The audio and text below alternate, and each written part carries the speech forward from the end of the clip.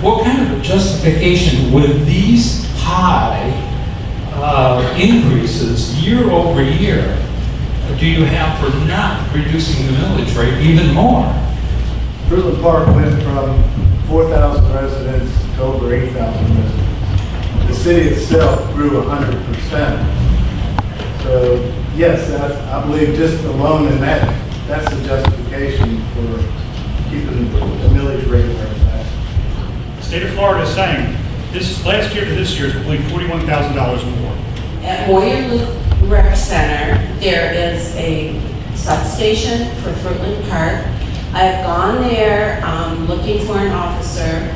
It's manned by a volunteer, and I was told that there's no police officer there, that a detective is there a few hours. The idea was never to have an officer sit there 8 or 9 hours a day, but that volunteer there, and maybe the direction wasn't given, was to call an officer to meet you at that office and take care of whatever you needed.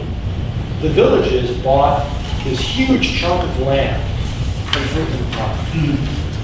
Not to say that's it, there's confusion. They bought this money, and they bought this land, and they paid a lot of money for the land to put houses on it. So a lot of us would like to know how much money was paid for the land.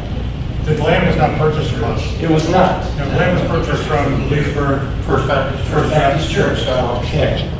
It's important for us to stay informed. The library budget is out of control, and as a taxpayer, if a project runs over budget, we have to make cuts. There's no way to confirm the actual cost of the library because the city moves money around to cover up expenses. The city states that there are, originally it was, 1.7 million in cost. The AIA says 2.5 million in cost. And if you initiate the payback in furniture, the library is up to 2.85 million. And these numbers do not reveal all costs associated with the library. I think it's time to state clearly the cost of the library. When I said it's more than just the library, we're developing the whole downtown area there as far as Center Square. It's going to be set up. It's being set up so we can actually hold festivals. We can actually, when we do the safety complex building, it's going to be part of this square. So there was more involved in there than just the library as far as property. You're running for District 2. Yes, sir, I am. What do you think of the outcome of the meeting? It was a long meeting tonight. One of the longest ones I've ever seen.